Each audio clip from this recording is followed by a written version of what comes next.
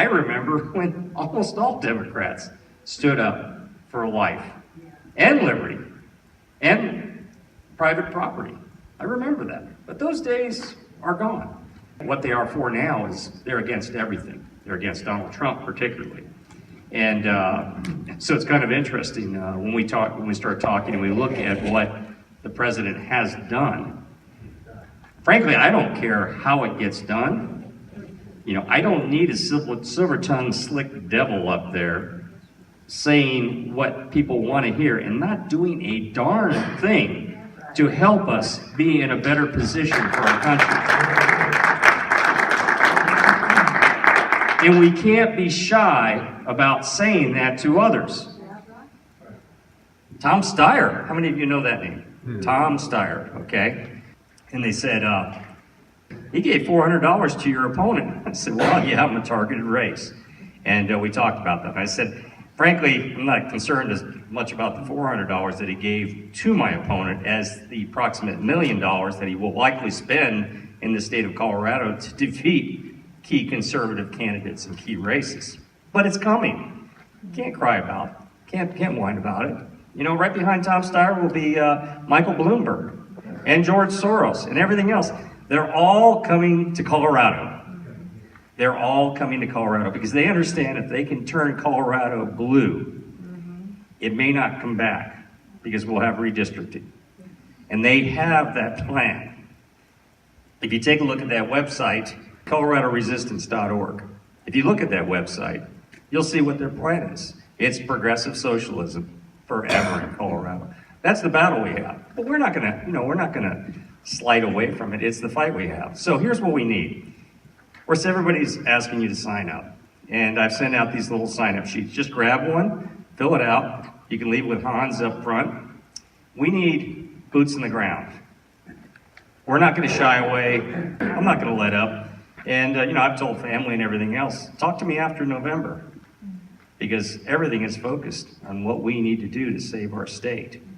And it's going to be a heck of a battle. You know, the other attacks, I was looking today, this week, and I started thinking, so Tom Steyer attacked me. He's calling, of course, he thinks that we should be on 100% renewable energy. He thinks the government should call all the shots. And whatever you decide, government should decide what energy you should use. And of course, Tom Steyer has major investments. This is a guy too, by the way.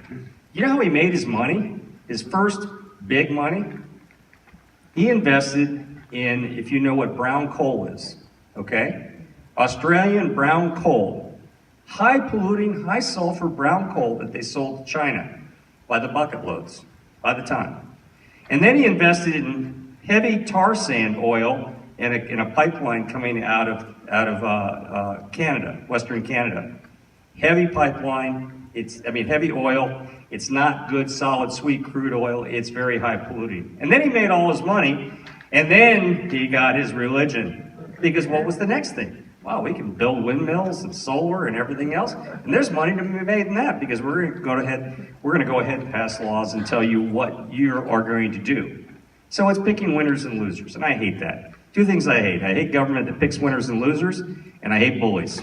And of course, one other thing, cronyists. And we have them. Of course, we have some in the Republican Party also. I'm going to tell you that.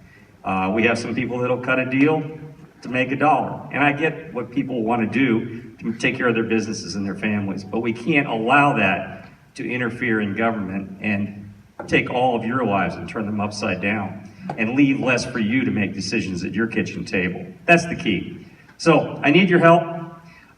Please sign up. We're going to be out walking again. I was doing a lot of walking up until 2 days before Christmas, and you realize, okay, nobody wants to see you at your door. And then we're in the legislature. So I serve on 4 committees. I'm pretty busy, but I'll be walking. And when the weather's good, we'll be cranking up out there. And all you have to do is get with us here. It's real easy. It's a very easy message. It's not a hardcore message. We're here. We want you making decisions at your kitchen table. We want you in control of your own life. What's important to you? And by the way, we have a governing credo, a legislative credo that we go by. I put that in front of people and I say, this is how we roll on everything we decide. And then, we own our record. When we get attacked on things too, by the way, I'll just tell you a couple of things I was attacked on. How many of you like red light cameras? Nobody? Come on, one, maybe? It saves lives, right? No, it doesn't, but... So, when I was attacked in the paper about red light cameras, we put out another bill to repeal red light cameras. Neville wants more speeders and more people to run red lights. Okay, I was attacked today defending free speech. Not because I like what the people were saying, but because a mayor of a town tried to tell people that they didn't have the right to speak or the right to greet or to meet in a facility. And they weren't going to do anything to protect them. By the way, that happened to be a Republican mayor. And so I wrote an op-ed and said, that's not right. It's not the message. It's that constitutional principle. So I was attacked as being a racist because they didn't like what that group had to say or whatever. I didn't care about the group. I cared about what are we doing as elected officials and what should we do? Part of the territory. We need to keep powering through those things.